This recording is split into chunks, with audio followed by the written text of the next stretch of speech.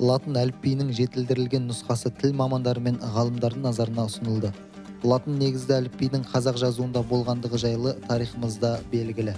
Жаңа әліпбиге көшу кезең-кезеңмен жоспарланып, көптеген талқылаудан өтіп, ел президенті назарына ұсынылғаннан кейін ұлттық комиссия қарастыруына өтетіні белгілі болды.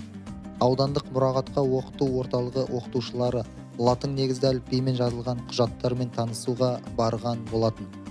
Өткен ғасырдың 3-ші онжылдығының аяғында кездесетін құжаттар қызығушылық тудырды. Осы орайда аудандық мұрағат ұжымының қызметкерімен сұхбат құрған болатынбыз. Қарабалық аудандық мемлекеттік архивінде мемлекеттік сақтауда латын тілінде орындалған құжаттар бар.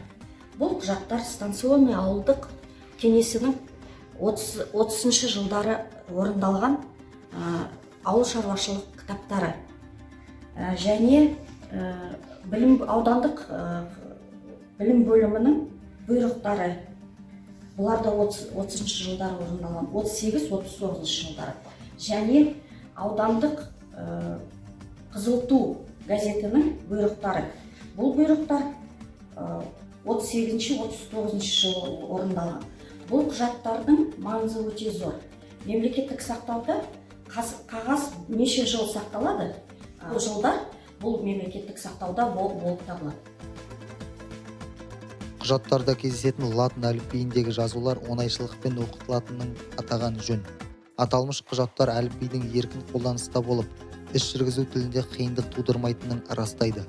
Табандылық пен нақтылықты талап ететін әліпбиге өзгеріс енгізу жұмысы мемлекеттік тіліміздің дамуына үлес қосады деп үміттенеміз.